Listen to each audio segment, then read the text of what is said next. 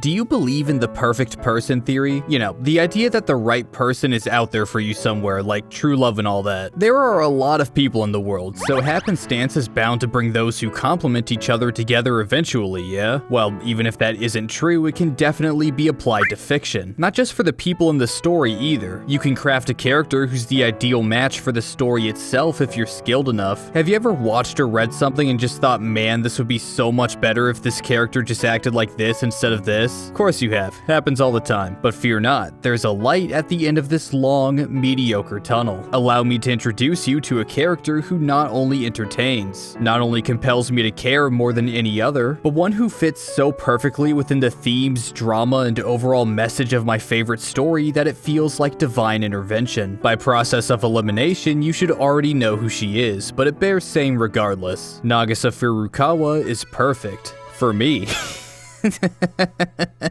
No, seriously though, here's my number. Give me a call if you ever stop being fake. Speaking of which, I know a good handful of you were probably disgusted by that overly sentimental intro, because there's a large population of people out there who really dislike this character. She feels fake, she's boring, all she does is be kind to people and cry when she's sad. She never does anything for herself. I hear you. And hopefully I'll be able to show you new sides of her character today that'll improve your opinion of her. As for the plot of her route, you could honestly piece together most of it from all the times we've had to go through parts of it in this series so far. Tomoya encourages her to go up the hill to school, they become delinquent buddies, something drama club, they play basketball, the choir club sucks but not really, and something happens with like a big play at the end. I didn't really talk about that much, so it's like kinda hazy. Sure, everything goes off without a hitch though. I'll definitely be covering my bases when it comes to the actual story being told here, but I do want the majority of this video to focus on how great Nagisa is, especially since we'll be spending a lot of time with her in the near future. First things first, like with most characters, I find that the most endearing qualities about Nagisa are ironically her flaws. Flaws, of course, are negative traits. A great example being not pledging to my Patreon. Anxiety is a struggle for all, but a borderline handicap for Nagisa. She doesn't give herself a break. Ever, and she has very little confidence. She has to remind herself that she's going to eat lunch today to encourage herself to walk to school. She'll always brush aside compliments or throw them back at people. When Tomoya says she should have no trouble making friends because she's so likable, she immediately 180s it by saying, no. What will really happen is a bunch of girls would flock to you because you're so cool and attractive and then push me to the side. And of course, there's the classic line from Kotomi's route where she walks into the drama club room and then says, I saw a bunch of people having fun, so I thought I was in the wrong room. Which, that's really funny, but oh my god, you deserve happiness too, you know. When it comes to other people though, she's the exact opposite. She always assumes the best in others, and while this ultimately allows her to become close to Tomoya, it also means her kindness is frequently taken advantage of. The whole choir club situation is the perfect example, as all it takes is one sob story identical to Tomoya's to cause her to give up on her dreams. This stark contrast between how she views herself and how she views others guides a lot of the decisions she makes in this story. I find it very interesting to explore because of how true to life it can be. I'm sure you've met people like this. I don't know if this personality has a name, but if you cracked open your high school English textbook, I'm sure it'll fall under like tragic angel or something equally pretentious. I admit though that these traits are a scary combination that have a high likelihood of transforming a character into an unlikable pushover. It also doesn't help that physically she's very feeble too. Thankfully this was recognized and balanced out by her stubbornness and work ethic. And now that I think about it, can stubbornness even be considered a flaw? I guess it can be both good and bad, but yeah, it's definitely both, and nothing is ever going to change my mind about it. Fuck you. This is the attitude Nagisa carries into battle whenever she gets really passionate about something. Tomoya's going to loiter around and not go to school? Well, I'll just stand right here and not move until he does. My dad wants to give me free food even though I want to pay for it? Well, I'll just refuse, and then the dude caves instantly because he knows how I am. And of course, there's the wonderful putting it aside jokes, as I'll call them. Nagisa will sometimes fixate on an offhand comment Tomoya makes. Like, say he mentions as a joke that the Big Dongo family are going to rob a bank. She says Dongo would never do that. And Tomoya tries to stop the conversation from getting derailed by saying putting aside whether or not a Dongo would do that, to which she replies with, I'm not putting it aside. Dongo would never do that, and you're going to fucking agree with me. I'm paraphrasing. This addition contributes to a lot of great jokes, and helps give her a sense of of presence in the story that makes it hard to write her off. And even stronger than her will is her dedication to working harder than anyone else. If I had to pinpoint my favorite thing about her character, it'd probably be this. Because she's so weak, so down on herself, and so,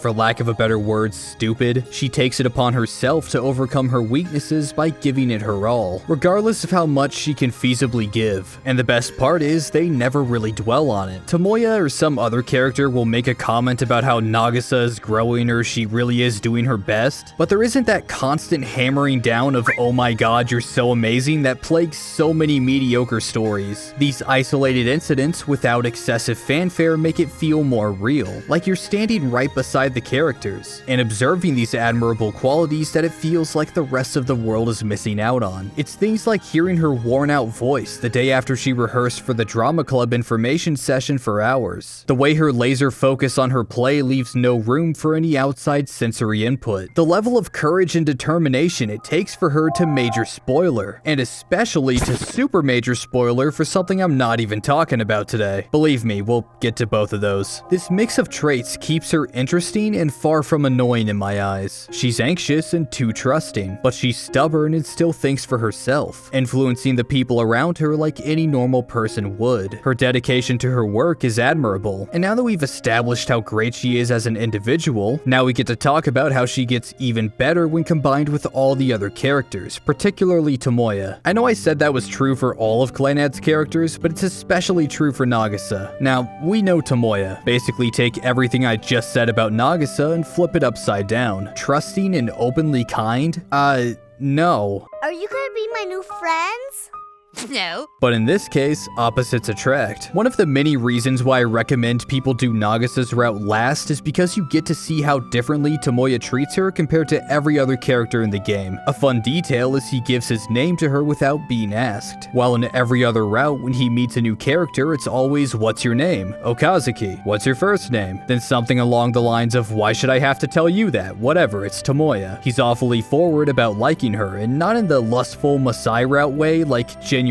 It's very sweet, and the best part is, it's easy to see why he feels this way. Because in my opinion, Nagisa doesn't strike me as a character who is made to appeal to the audience like so many anime characters are. She was made to appeal to Tomoya, someone whose strengths complement his weaknesses and vice versa. This guy who lives in a home without an ounce of love in it is suddenly being invited into a warm household with a real family who cares deeply for each other. Every wall he puts up is torn down with ease as her trusting nature refuses to believe that he's as bad of a person as he says he is. She even figures out his family situation from a blind guess because, for once, she was right to put her faith in a stranger. She's someone who reaches a hand out even when she expects to get it torn right off. One day, she unknowingly opens old wounds from Tomoya's crushed basketball dreams. Then she gets a fever from running around in the rain and is out for a while. When she returns to school, she follows Tomoya's advice and waves to him from the courtyard, fully expecting to be emotionally shattered by his response. And most importantly, Tomoya learns that his dreams are able to live vicariously through this person, the one who wants nothing more than to give back what he gave to her, never realizing that fulfilling her own dreams would be more than enough for him. This, of course, goes both ways. Next, we meet a girl who feels trapped by the unstoppable hands of time. Everything changes while she's left behind, and it feels like nobody in the world would ever stop to recognize her. Then along comes some other reject who gives her the courage to continue as if it were no big deal. This girl who can never trust a positive word that comes her way is now face to face with a guy who only tells the truth, whether it wants to be heard or not. An asshole for sure, but to someone like her, it's the most reassuring thing in the world. And while his words often cut deep, so many times he encourages her to get back up and trudge forward. Through having to repeat a year, through the student council removing her posters, through her unintentionally crushing her parents' dreams. Whenever you feel the need to cry, come find me. This was the promise he made, and it's something that couldn't possibly mean more to anyone other than her. No matter where you are, no matter what pastry those tears fall on, I'll be there to make things really awkward before cheering you up. I snatch the bread away from her hands and tear off the part wet with her tears. I toss it into my mouth.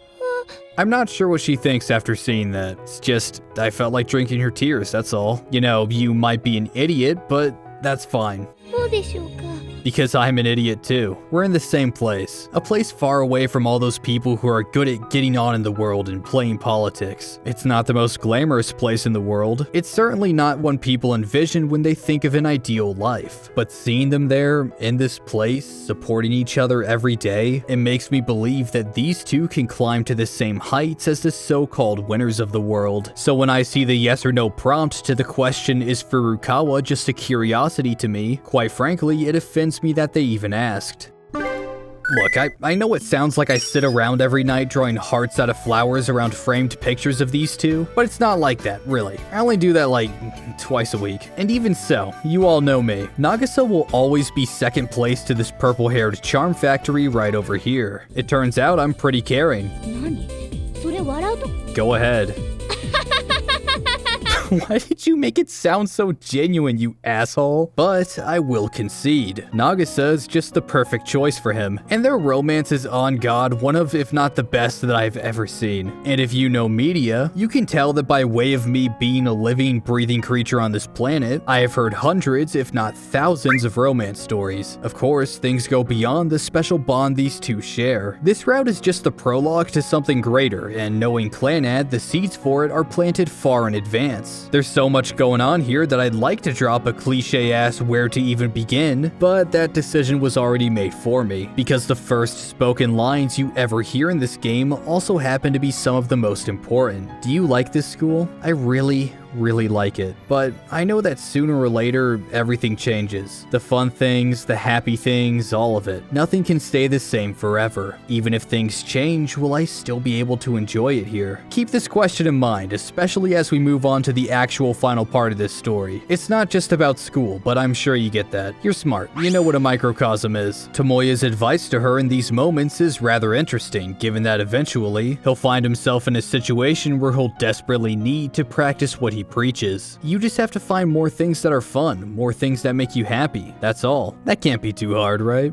I guess we'll see about that. Those of you who know how this story goes will have your minds blown like I did when Tomoya confesses to Nagisa. Unlike in the anime, it happens while she's crying about giving up the drama club so the choir club can fulfill their dreams. Nagisa is ashamed of herself for tearing up, but then Tomoya says this: "That's fine. Something sad happened, so it's okay if you cry." And as he says this, he embraces her. Are the dots connecting? Did I accidentally coat your walls with a messy shade of crimson? This is such a subtle parallel that I had to replay the game to notice it, and it makes the most moving scene in the entire game that much more special. Later on in the story, while Nagisa and Tomoya are talking, Tomoya apologizes for having such a sharp tongue, but Nagisa tells him she wants him to stay the way he is. She doesn't want things to change. It's because things changed that she found herself all alone at school. She seems to truly mean it when she says it. As inevitable as change is, there will always come a time where we want to fight against it to preserve the things that are most important to us. Weathering the fallout from this impossible task is a true test of character, and one that we've seen many characters in this story go through over the course of this game. But now, more than ever, I urge you to keep this theme in mind. So many special memories are made throughout the course of this route, and the iconic symbol for all of them is Tomoya and Nagisa writing their names next to each other on the chalkboard in the drama club room. They say it themselves, it's a memorial of the time they spent together, and since nobody ever bothers to come in here, hopefully it'll stay that way forever. Hopefully. And as if they hadn't already set the stage enough, we get this gem of a line after Tomoya leaves his father's house to crash with Nagisa's family for a while. Will we really be able to overcome everything? Nagisa and I? Finally, we have Akio's iconic line: "You're 10 years too early to see my daughter's ass." This is a special one, drenched with beautiful irony, because later on in the story, Tomoya totally,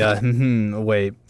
I can't say that on YouTube. Okay, well, we'll cross that bridge when we come to it. But moving on, do you remember all the way back in the baseball route when I said 100 or so years from now we need to talk about the illusionary world? Well, time flies when you're Clannading all over the walls. The illusionary world is a story about a world that has ended. The only person who lives there is a girl, and she builds a robot doll out of junk which is brought to life by some unknown person's soul. Eventually, the two decide to leave the world together, and must do so before the coming winter permanently halts their progress. You'll be told the first 10 chapters of this story periodically throughout the duration of Nagisa's route, and there are several important details that connect this seemingly random tale to the events of the main story. First of all, there are light orbs everywhere in this world. I trust that by now you know that makes this place very important to the outcome of this story by default. The lights seem to have a purpose for the robot, as they stop him from moving on past this world in the first chapter. There's this fabled other world from the robot's memory, a place that was warm, happy, and had a lot of people, the exact opposite of this one. Going back to the main story, the play Nagisa wants to perform at the Founders Festival is identical to the story of the illusionary world. She thinks it may be a play or a book from her childhood, but extensive searching reveals that this just isn't the case. It's kinda strange. What's more is Tomoya gets a serious sense of deja vu from the story, almost as if he was there. I know I'm telling you all to keep a lot of stuff in mind for the future, and yeah, I'm sorry, but this stuff's important. It's alright though, there shouldn't be too much to cover now. We have a few side characters that need a little attention, like Akio, Fuko, Sanai, Kyo, Tomoya, Mei,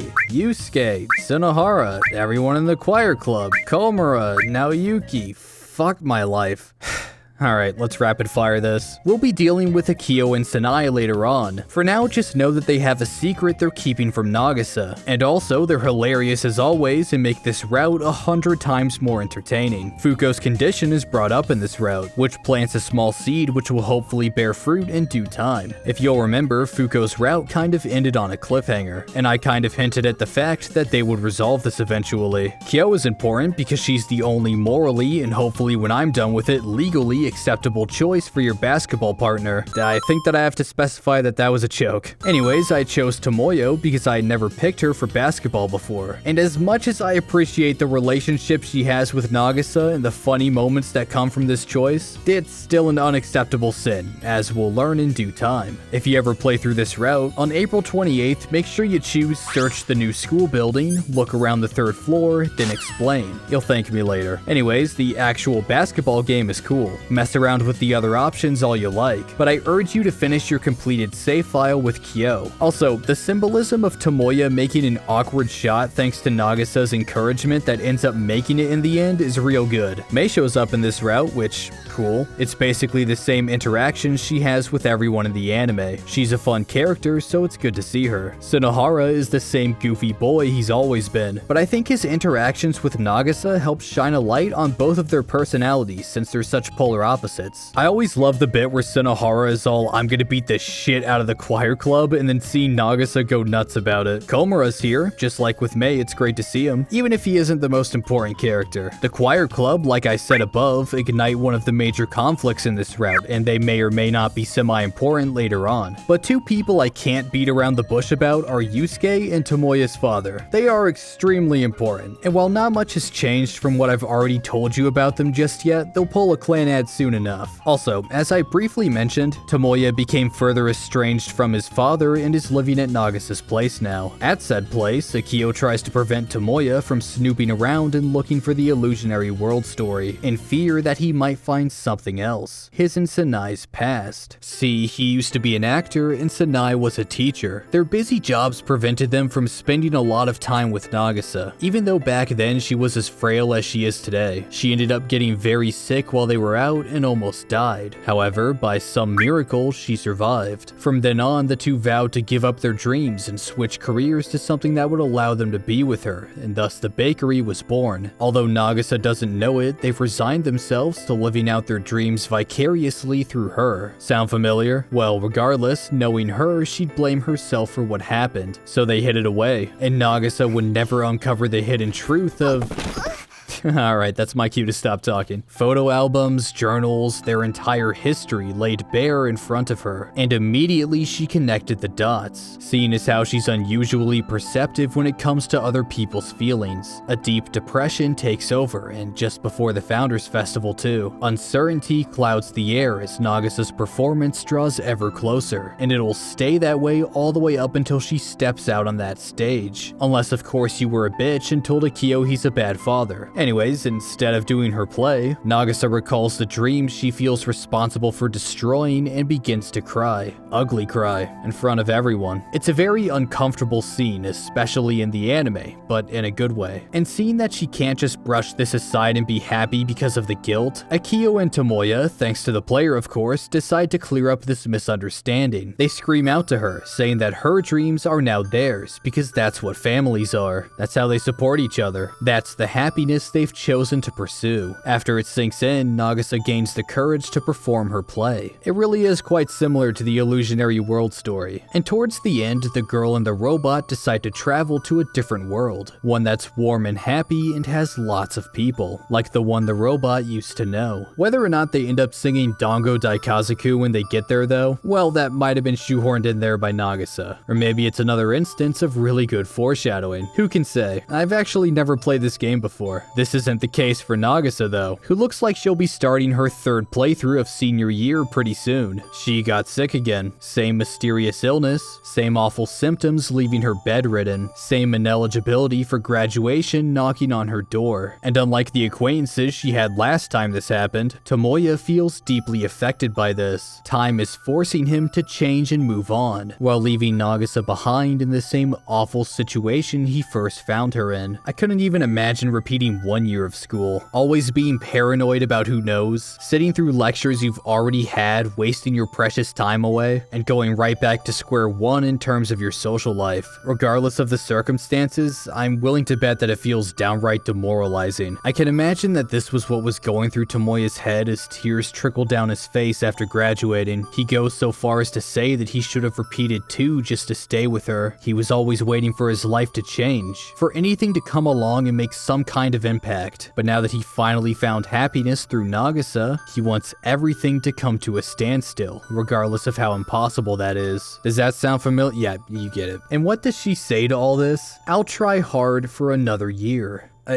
Look, I know it's not fighting a demon, or losing your family to some freak accident, or whatever else those other fictional characters have to overcome these days, but I genuinely felt the strength it took to say that. And as she takes Tomoya's hand to walk with him, sealing their promise to be together forever, I only had one thing to write to finish up my notes for this route. I love this character. I'm all in, I'm invested, and I want more. I want to see if Nagisa will be able to graduate. I want to see all the characters' stories come to a satisfying close. I want more of these two being perfect together. I want to know what comes after this story. And while that may sound dismissive of this route, that couldn't be further from the truth. I think it's great on its own, and it deserves its spot among the other main 5. It's funny, it's charming, it involves a lot of great characters, it pulls on the heartstrings, it talks about change, it's Clannad, and I kinda like Clannad. I'm glad it chose you to be its female lead. Now let's get going. We're almost at the end of this long journey, and it'd be a shame to stop here. Special thanks to Silent Secondary, Mr. Chocolate Salmon, and Volume Warning. Make it totter! And the rest of my wonderful patrons.